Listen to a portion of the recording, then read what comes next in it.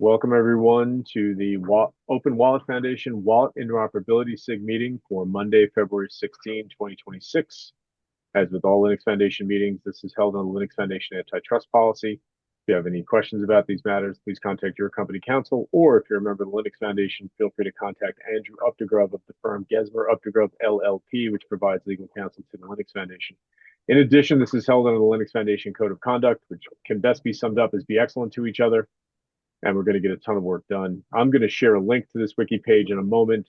This meeting is being recorded. It will be posted up onto YouTube. There are some links on this wiki page I'm going to put into the YouTube description, but also once that video is encoded and put on YouTube, I'm going to put a link to it into this wiki page. This way, in case anybody shows up from the wiki, they can find the video or not. And a couple of quick announcements. Next week, we're going to have a great presentation from the team at the Architecture SIG talking about automating trust. This is a TBD title, but a universal evidence utility for universal wallet reference architecture. For some reason, there's a typo here. I'll fix it in a second. But definitely next Monday's meeting is going to be great. If you can join us, that would be awesome. Also, we're looking for a co-chair for the Wallet Interoperability SIG. If you would like to be a co-chair of the special interest group, please let me know, and we'll get that moving.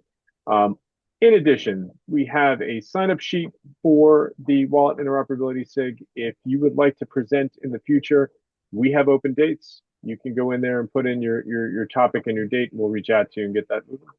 The Architecture SIG is meeting at the top of the next hour, so in roughly 55 minutes.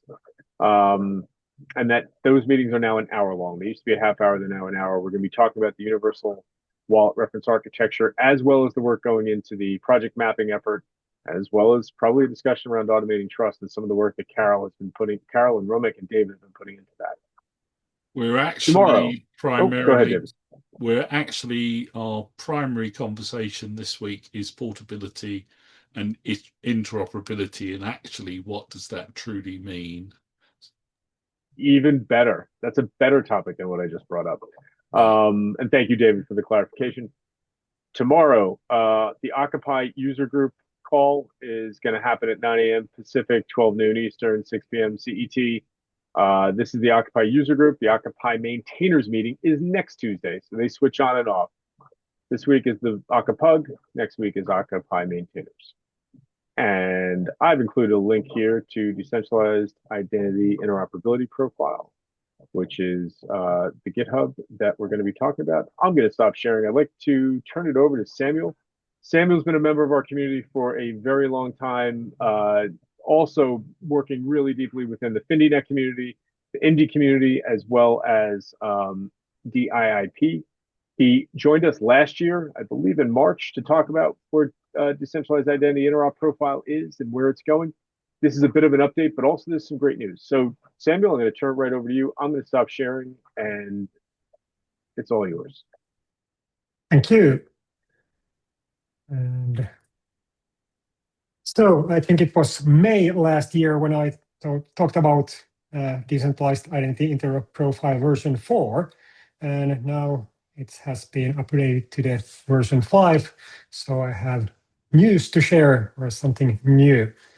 So what I'm going to be presenting today is about the DIIP profile. Why do we need interop profiles in general? What is the decentralized identity interop profile, and how actually it solves our problems, or what it solves in the digital credentials and wallets space.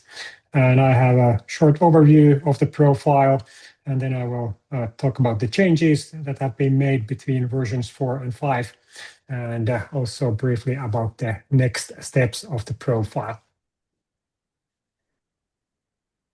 So when we started working with digital credentials and wallets in the FindyNet cooperative, we realized that we need some way of bringing together different standards. So there is no standard that actually one specification would say that this is the way that the issuer and holder and verifier can work together and making sure that everything just works seamlessly end to end.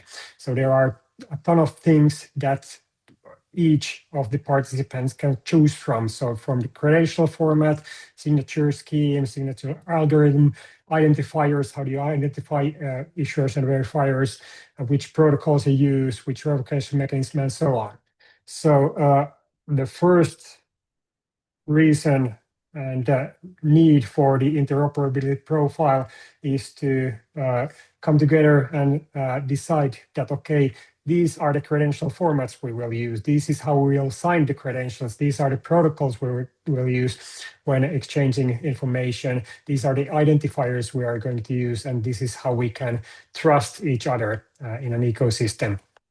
And so within one ecosystem, everybody needs to follow the same specifications. If somebody uses a different credential format or different protocol, then it's their choices do not or they break the interoperability. And for example, if the holder doesn't follow the same specifications as the issuer or the verifier, then it's impossible to exchange digital credentials between parties. So already in one ecosystem, everybody needs to agree, but we are also seeing that multiple ecosystems should come together and decide together, make these choices so that we don't end up with different walled gardens. So in these ecosystems, you need this wallet, this issuer infrastructure, this verifier solution. And if you go to another ecosystem, then you need a different tech stack. So making those choices is the first part, but also important is that because most of these specifications allow for multiple options, and they say, for example, the issuance flow say that, okay, you can have this issuer started flow or the wallet started flow, and you could have different ways of signing the credential, and the kind of protocol may allow different credential formats and so on. So the interprofile both combines specifications, but it also limits those specifications by making explicit choices that, okay, these are the functionalities or features of a specification that everybody needs to support. And this sets a common baseline that, okay, this is a must requirement for everybody. And of course, you can support other features as well, but by agreeing that at least these features are supported by everybody, we can actually have interoperability. There are also other interop profiles. So why do we need the DIIP profile? The answer to that is that there was a need for a practical profile that we could use right now, not something that looks 2 years in the future and points to specifications that are still in draft versions or just ideas. And we also wanted something primarily driven by business requirements, but also acknowledging legislation and going into the same direction as the EIDAS legislation in Europe. And I wasn't part of the DIIP profile when it started, maybe 2.5, 3 years ago, but I have been following it and also influencing the work since the version 3. And there we have agreed that, okay, we need to specify the minimum functionality required by a credential ecosystem. And we should use what's already implemented or at least specified and defined at a level that it's easy for implementers to implement. And we only take those features in the DIIP versions that are actually implementable within the next few weeks or months. So not too much looking in the future, but what's really usable today. And the process, how the DIIP profile is defined, is a very open collaborative process. We use mainly GitHub repository and discussions and issues there. Also, pull requests are welcome.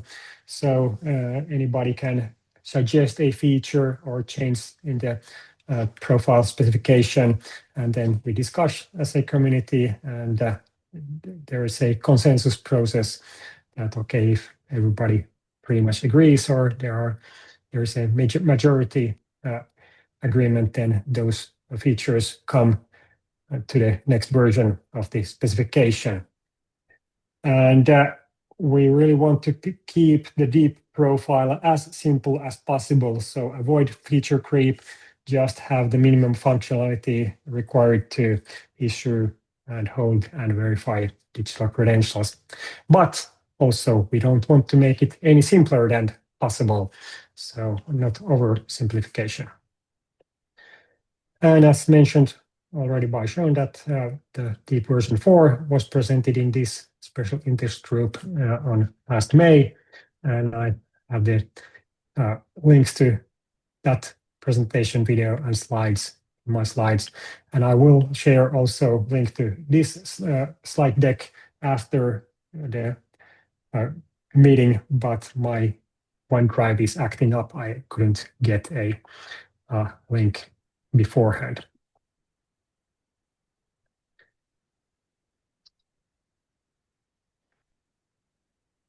So there are other interop profiles, and this is my kind of personal thinking. Just made this slide today, thinking about how do we differ from other interop profiles. So the DIIP profile wants to be more global and also maybe cross-domain as the HIPE profile, which is used in the European identity wallets. And we kind of maybe put business requirements and the business wallets, the business-to-business use cases, business-to-consumer use cases in the center. And then also, in some cases, we want to support the e-government consumer to government or government to consumer use cases, and we would like to see government issued credentials in the DIIP ecosystems, but maybe the government issued identity, so proving who you are, should use the HIPE profile instead of DIIP.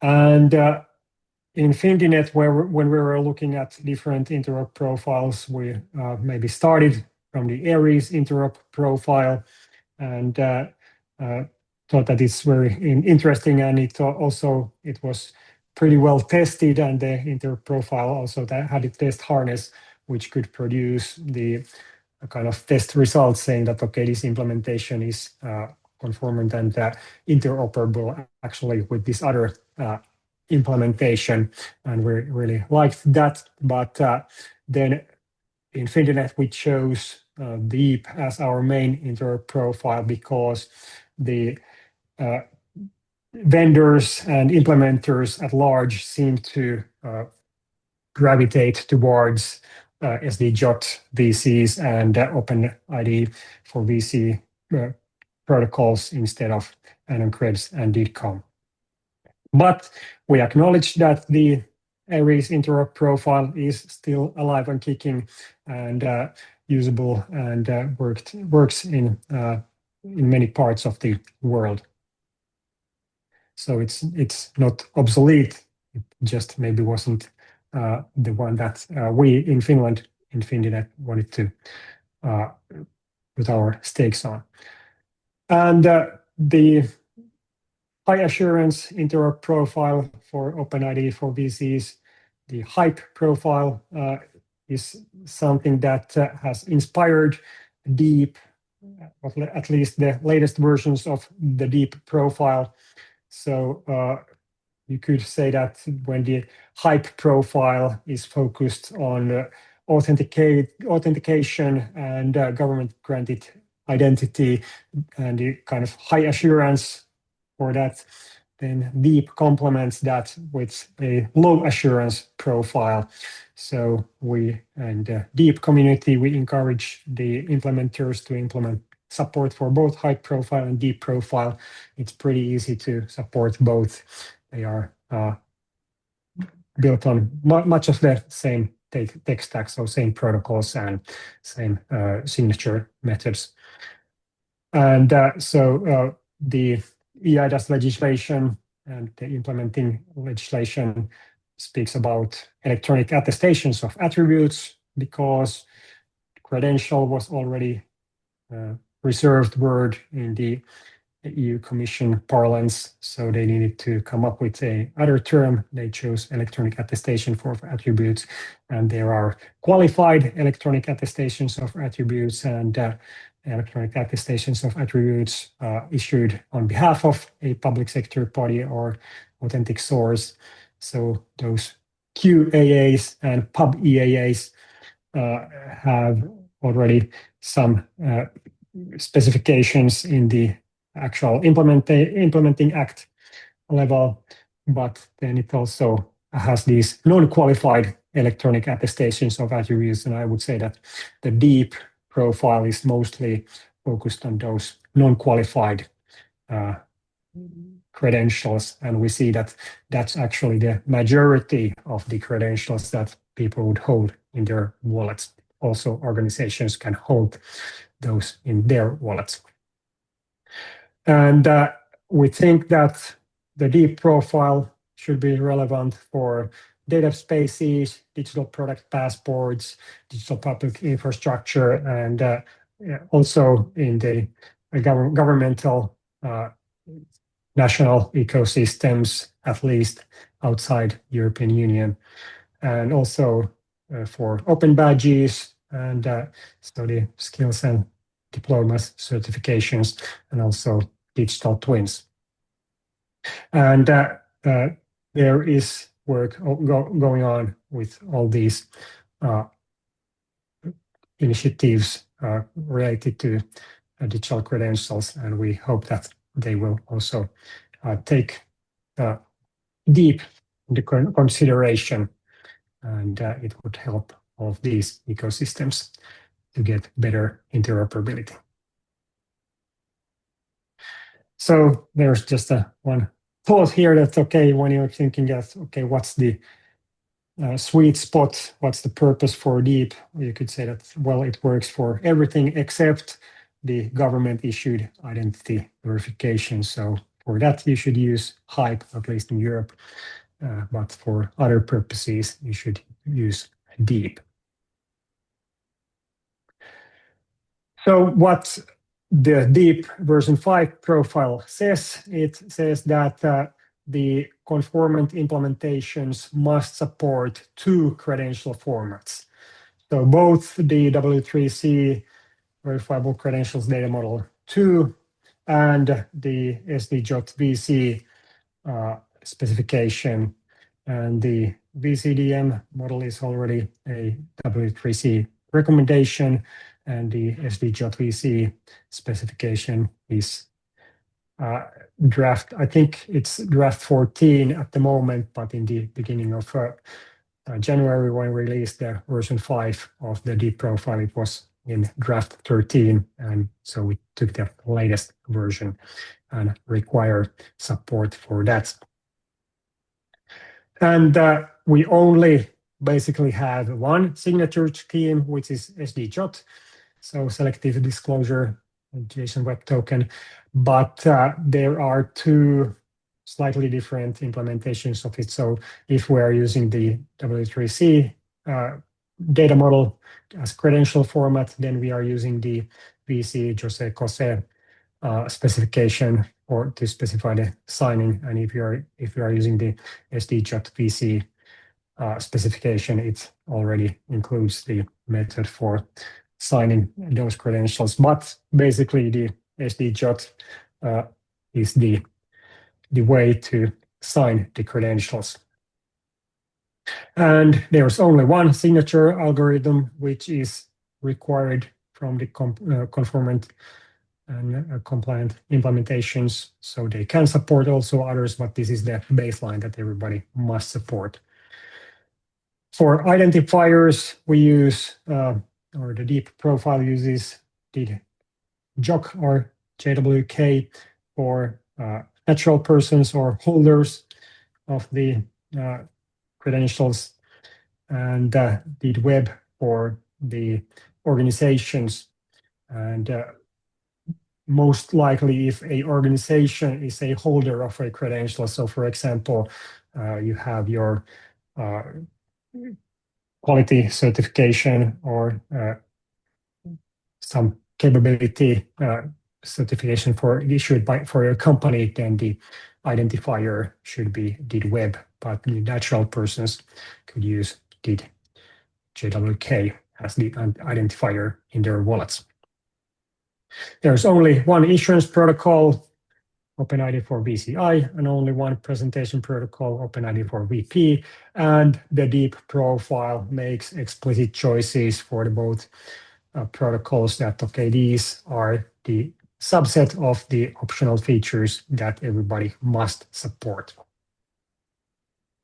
And for revocation, the version of the IETF token status list, which was the really latest version in the beginning of January or 8th of January this year.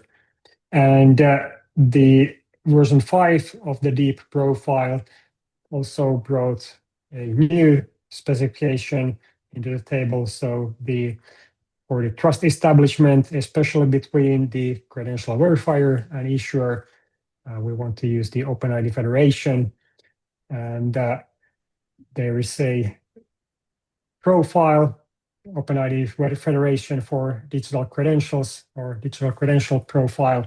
And it is an appendix of the DIIP version 5 document, because we wanted to, or when we are authoring the DIIP specification or DIIP profile, we want to refer to existing standards instead of making our own standards. But there was this OpenID Federation for wallet architectures specification, but last year it didn't have the crucial element of establishing trust between the verifier and issuer. It kind of was focused on other elements of trust or other points in the ecosystem, and so that doesn't really answer the requirements of the DIIP profile, and we were forced to write our own specification, basically saying that the issuers and verifiers sign their own metadata as OpenID Federation entity configurations, and that's it. And so we wrote that as a appendix of the DIIP profile, and I'll come back to that topic in a later slide.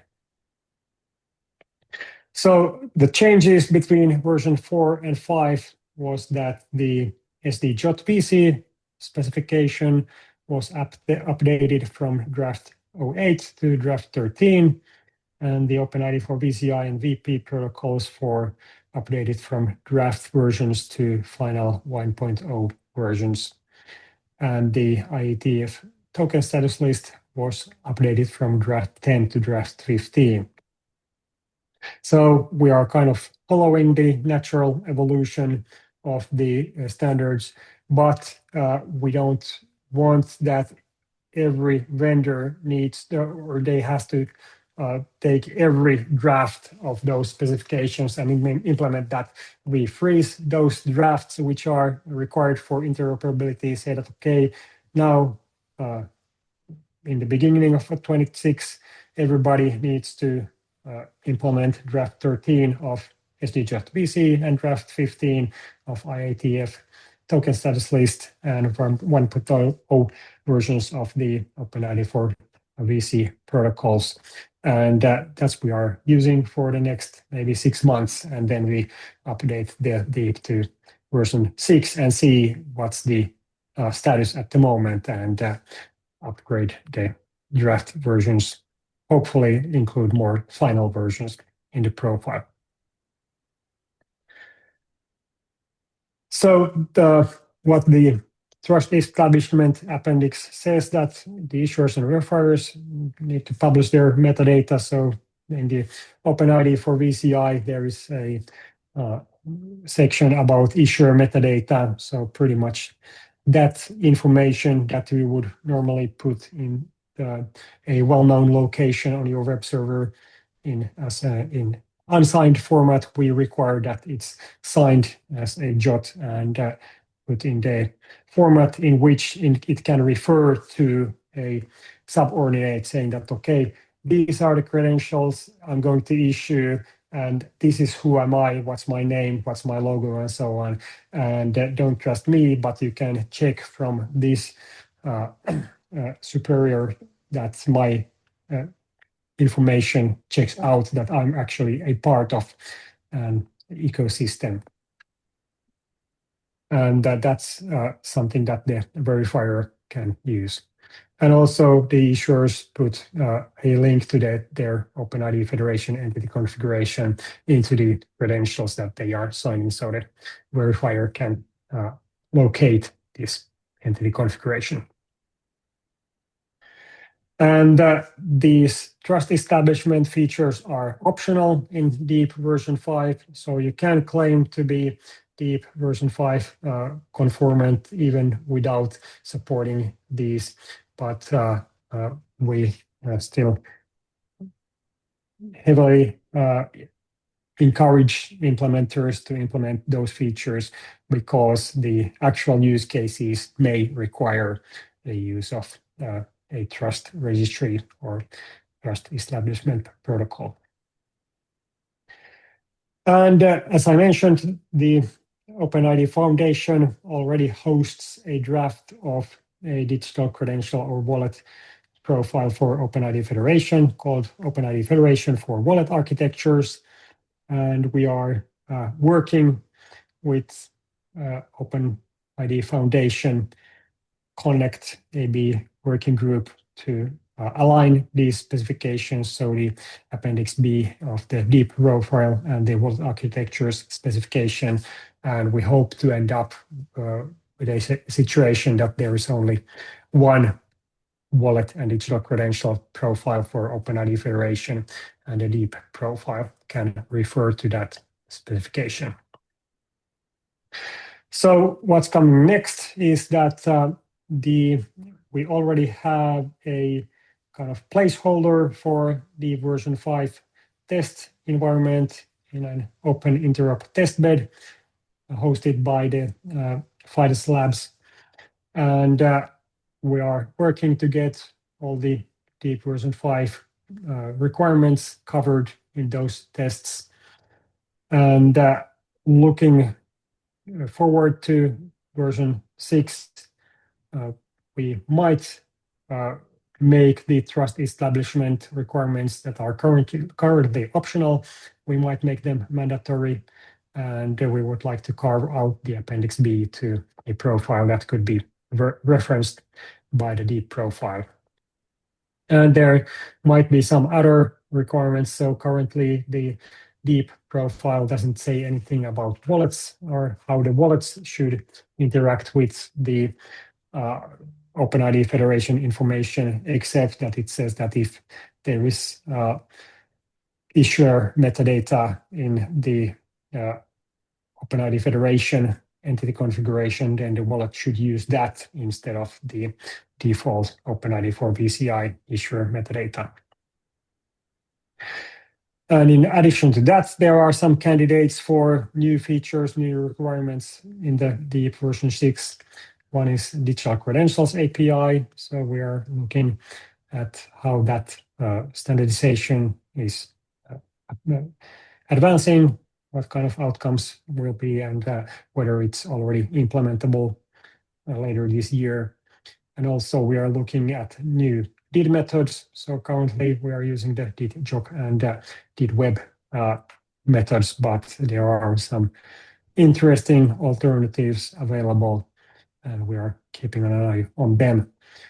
And then maybe also the profile could or should say something about credential rendering. So how should a wallet display credentials? And there are different methods, some defined by the W3C, some which are included in the SD.VC specification, and also the OCA bundles used in Aries wallets. So we need to see what's needed by ecosystems, what are the business requirements for new features, and also look at what's implementable, and then decide that, okay, the version 6 of the DIIP profile will have these new features. We also want to keep it easy for implementers to implement the DIIP different DIIP versions. So we don't want to stuff too much new features into a version, but rather have maybe 6-month cadence in releasing new DIIP versions, and then only have maybe 2-3 new features or functionalities in that version, so the implementers can keep up and not be overwhelmed by the requirements. One last thing that has been a point of discussion is to find maybe a new home for the specification. So currently we have this DIIP community, maybe mostly revolving around the GitHub repository, and then we have monthly meetings. You need to pretty much ask for invitations. So the profile says that if you want to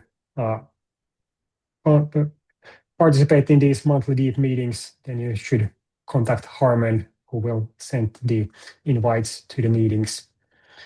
But this is kind of a grassroots movement type of thing, and we would like to maybe have a place for the DIIP profile where it would be easier for the new participants to participate, and also maybe looking for a home that could bring more visibility and credibility to the profile. And the Open Wallet Foundation is has not been ruled out, so it's a strong candidate for a home for the DIIP profile, and especially since there is already this special interest group which is focused or tasked by maintaining different interop profiles for wallets. So we are having discussions, but nothing's decided yet. David, you have your hand up. Please go ahead. It's just a question really on that final point.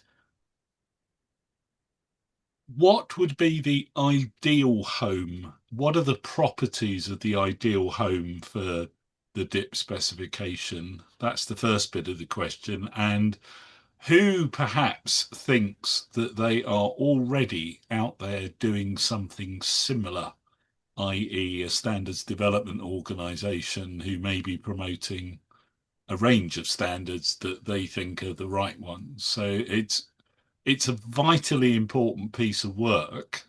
So I'm just wondering what would be the perfect outcome. What are the properties you're looking for to give it, I would call it, legs and sustainability and maintainability? Yeah.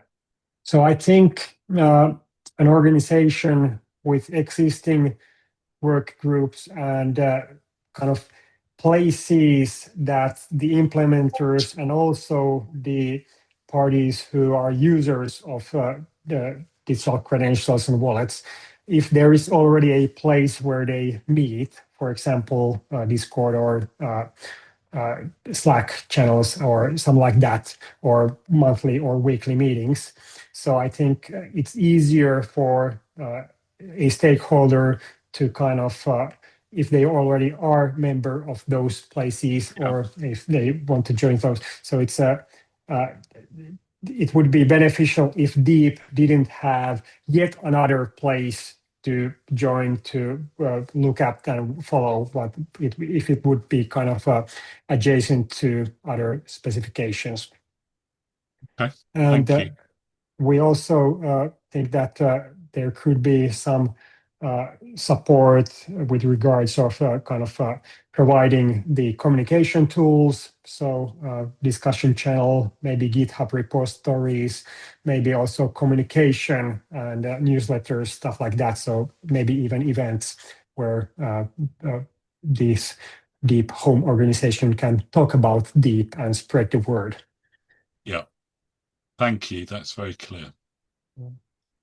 And we realized that, for example, the OpenID Foundation is hosting the HYPE profile, and DIIP profile could be there as kind of a sibling. But we also think that the DIIP specifications or DIIP profiles range is a bit wider. So we also include the W3C credential formats, which the HYPE is not so fond of, and also the OpenID Federation stuff. So there are pros and cons with different homes. We also think that because the DIIP profile is built on or it uses the decentralized identifiers as identifiers of both natural persons and organizations, then maybe the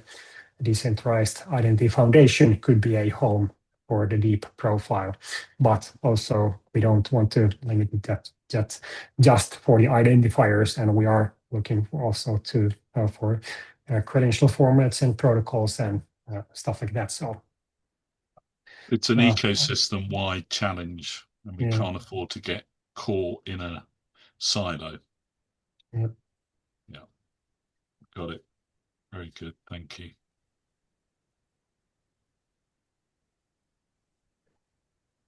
And I don't have any more slides, so I think we can use the rest of the meeting to discuss and hear your ideas and feedback, comments on the profile. Yeah. I've got another question. Of the community that's already doing this work, what are the sort of roles of those people? Do they have any specific skills? Is it a deep technical knowledge of each of them? Or is it an understanding of use cases, particular deployments that people are trying to make work? What are the key skills? Yeah, I would say that maybe the core group of the maintainers of the DIIP profile consists of maybe 3 roles. So there are parties like Findinet and SURF in the Netherlands, and maybe also some universities in other countries, Sweden and Germany, who are kind of interested in using the DIIP profile to set requirements that, okay, we want to, for example, issue open badges, or we want to have these kind of business wallet credentials in place. And so they understand the business requirements and say that, okay, these things are important for our use cases for these purposes. And so it's kind of the ecosystem and wallet and credential user perspective and point of view, and that's important. And then the other role, the other group are the vendors, so both the wallet vendors and the vendors of the issuer and verifier software. I think most of the vendors provide both wallets and the issuance and verification services and solutions. So it's very important that they are active and have their say in the profile, saying that, okay, we want to support these features, maybe adding these features is premature at the moment, and they really have the deep know-how of implementing the stuff, and they can say that, okay, this specification fits well with our roadmap and our skills and so on. So it's at least the discussions between the users and implementers, and then there is maybe the third part of the people who maintain the tests and the test suite, the open interop test bed, that they also kind of heavily they influence the DIIP profile to some extent, but mostly take requirements from the specification DIIP profile and help the vendors to implement it by creating the test suite and test cases. And so their participation in the profile requirement setting process is also important, and they understand why these requirements features are in place, and then they can build their best test cases for those. Does it answer your question? Yes, thank you. That's incredibly useful. Hey, Bo, you had your hand raised, and then Carol, you're up next. Thank you. Yes, to me, this is not a European issue per se. It's something that businesses need to be able to get faster forward with issuing, holding, and verifying. But of course, it is very valuable for Europe now when the Commission has come out and said that business wallets will be mandatory for all public sector units all over. And this is naturally going to drive enterprises forward because they are promised a lot of cost savings in administrative burden there. So they need this absolutely and fast, the simple way forward. So that's no question about that. And but the questions that I have, two of them still, you didn't answer David's question about alternatives. What other profile alternatives are there around? Standards we have enough, but profiles we don't have many. That's one question. And the other question is, how many wallet providers so far have implemented this? And if you look towards during the first half of this year, how many do you think that we will have wallet providers that have done their job? I know there is a kind of a queue, but how long is it? Yeah, so your, I think, first question was about the other profiles. So I think I mentioned the Aries Interop profile and Hype here. So I think they are also kind of doing the same thing as DIIP is doing, but making different choices. And about the wallets, let me.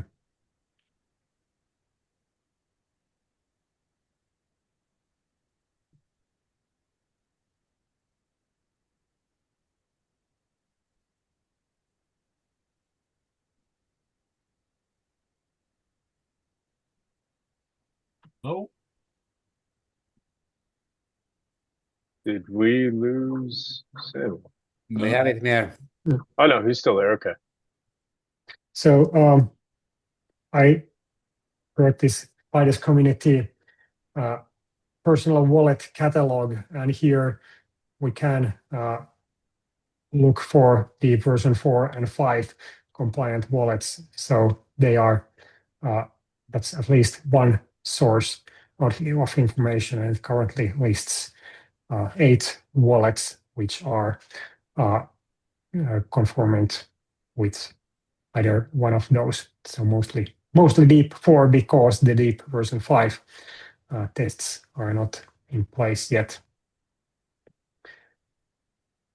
And the Paradigm wallet is from the Animo team, and it's Yep. based on Credo. So they're no project. Yes. So, Bo, was there a third question also? Well, how much do you think that there will be additional ones before the summer?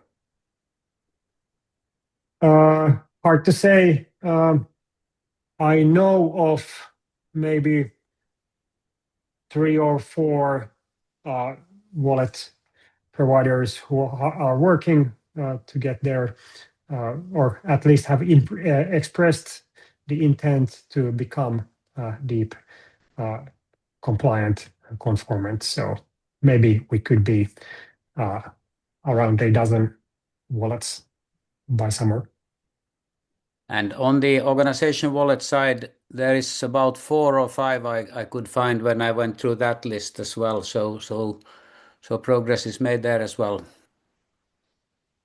Yes. So yeah, at least five implementations currently in the business wallet catalog. So the issuer and verifier software.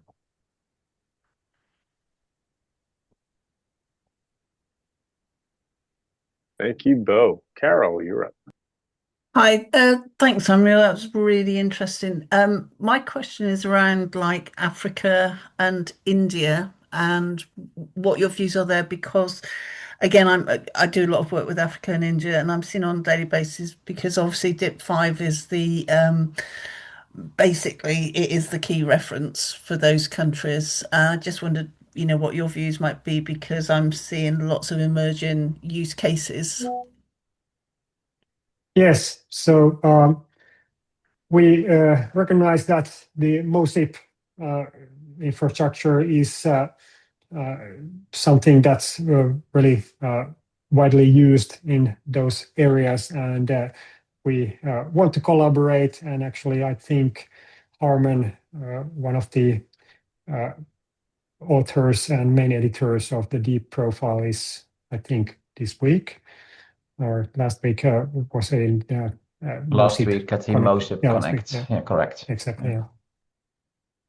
So we are collaborating, but I'm not sure if there is already any announcement that the MOSIP would align with DIIP. So there are discussions, but I don't have any specific announcements or any decisions that I could talk of.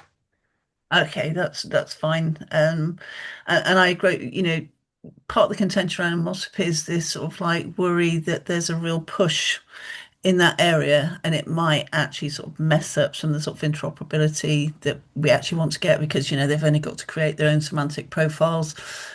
We could have a bit of a problem, but I think that again on the sort of like African side, the whole idea of sort of like business wallets is something that they're in some ways they're grabbing a hold of a lot quicker than the EU in some ways. Yeah, and I think that in a way it's still good that we have different ecosystems trying out different things, and then we can kind of see what works, what are the benefits. I think it would be premature to kind of lock down everything and say that, okay, the world is finished and ready, and these are all the formats and protocols and signature mechanisms that we need. I think it's good that different things are tried out in different parts, and then in the long run, it will come together and the winners will stand. Yeah, I think we'll get convergence at some point once almost like every country uses their own test bed. But anyway, thanks. That was really interesting, Samuel. Of course. Any other questions for Samuel? Please raise your hand, or comment, or an observation. Doesn't necessarily have to be a question. And while we're giving folks a second to raise their hand, just in the interest of full disclosure, Samuel sparked this conversation on Discord a couple weeks ago, a little over a week ago. He, myself, and one of the team members from Fides grabbed a little bit of time to talk about it. The Open Wallet Foundation absolutely supports maintainers, and we believe in this ecosystem. Full disclosure, and we've been public about this, we would be thrilled to support DIIP moving over to OWF, but there's no push, no requirements. We believe in the work that's going on in this community, and we want to help them. This is an example of that, having them in this meeting, but also anything that DIIP community needs help with, we're thrilled to do. That being said, I am putting together a slide or two for a future DIIP meeting just to talk about what the LF and specifically the Open Wallet Foundation can do from a support perspective, like Zoom Room, like mailing lists, like getting the word out about the work going in here. The fact that our projects are using DIIP, we're thrilled to see. The Animo team are great contributors. So there is no pressure, there's no stress, but any way we can help you all, we're down. And if the DIIP community decides to go somewhere else, we absolutely respect and support that too. That we believe in what the maintainers want. Harm, hand raised, you're up. Yeah, just wanted to compliment today's milestone and also the open discussions here. I think I was one of the first joiners, so together with Harman on the Fides DIIP profile. I think mainly maybe unhidden treasure is the test bed and the integral profile test suites.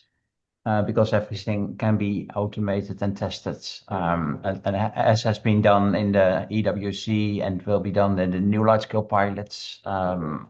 This is really one of the key elements that I think is needing more attention and support. And then I think cross-ecosystem and cross-standards organization collaboration. So, for instance, OpenID for the standards organization is building new capabilities, like for relying parties. How can they test automatically?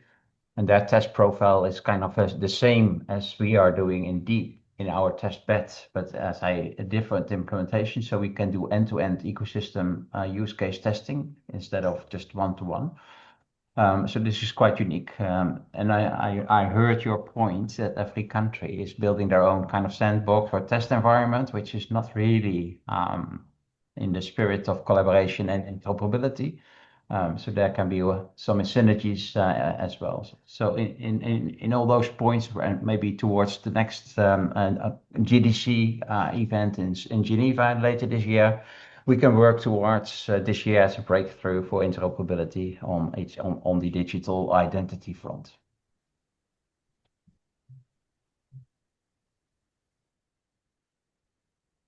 All right, we've got 5 minutes left. Any other questions for Samuel? I got people clapping their hands. Go for it, Samuel. Bo asks, I would like to answer, or actually continue from what Sean said, that we have had discussions about the new home for the DIIP profile, and the last DIIP meetup meeting at the end of January. All the participants there thought that the Open Wallet Foundation was the best new home for the DIIP profile, but that is not yet a decision, but that's kind of a show of hands that everybody who was present then thought that this would be the place to host DIIP in the future. But Bo, go ahead.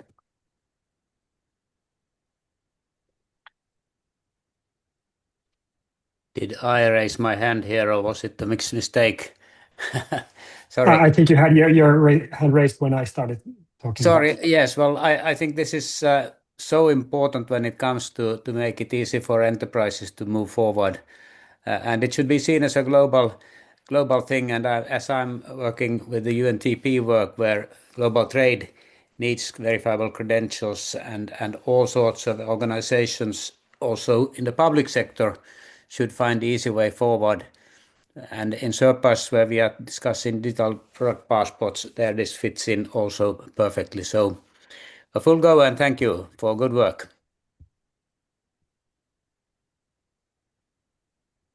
Thank you.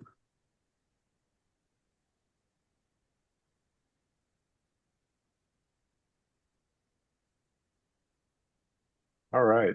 Someone in chat. Sorry, David had to drop off. He's going to go run another call. We've got 3 minutes left. Does anyone have a comment or a question for Samuel? I don't want to end this call. Samuel, how, outside of the greater discussion about where DIIP is going to live, what do you need? How can we help? And where can we find out more about the work that's going into this? Yeah, I think all the implementers of digital credential solutions, so wallets, Azure verification services, I think they should check out the profile at first, and maybe also start participating in the DIIP meetups wherever they may be hosted in the future, but bring their thoughts, views, requirements to the table. And also we would like to have more user organizations or ecosystem hosts or hubs like SURF and Fininet involved in the development of the next versions. So I think what Open Wallet Foundation could do, it could offer these structures for participation, but the content for that, I think we would like to welcome already also new voices and new perspectives to the work when we are defining the version 6 of the interop profile. Awesome. And for everybody on the call, in the links that I shared in chat, there is a link to the GitHub page for the work that's going into DIIP at the FIDES community. These links are going to be in the video. I'm also going to put them in the Wiki page, and they're going to be in the YouTube video as well. This way, no matter what, you're going to be able to come back and find this. And Samuel, I think you said you were going to get me deck slides later. No worries. It's going to take a couple hours for the video to encode. So not rushing you. That's awesome. Nice. With that, I would like to thank Samuel. I'd like to thank everybody for joining us today and everyone had a question. But Samuel, thank you so much for walking us through what's new with DIIP. I keep calling it DEEP or DIP, and I'm going to just say DIIP because it's safer that way because I'm from America and I mispronounce things all the time. But thank you so much for this presentation. And stay tuned. We're going to be talking about this more within the OWF community on Discord as well. And next week, we're going to talk about governance. And I forgot the title of next week's session because I have brainworms. But next, we're going to talk about governance and risk and compliance with identity and especially decentralized identity. So next Monday, same bad time. We'll see you all there. Thank you again, Samuel. Thanks, everybody. Have a great day. Yeah, thanks for having me. Bye. Bye, y'all.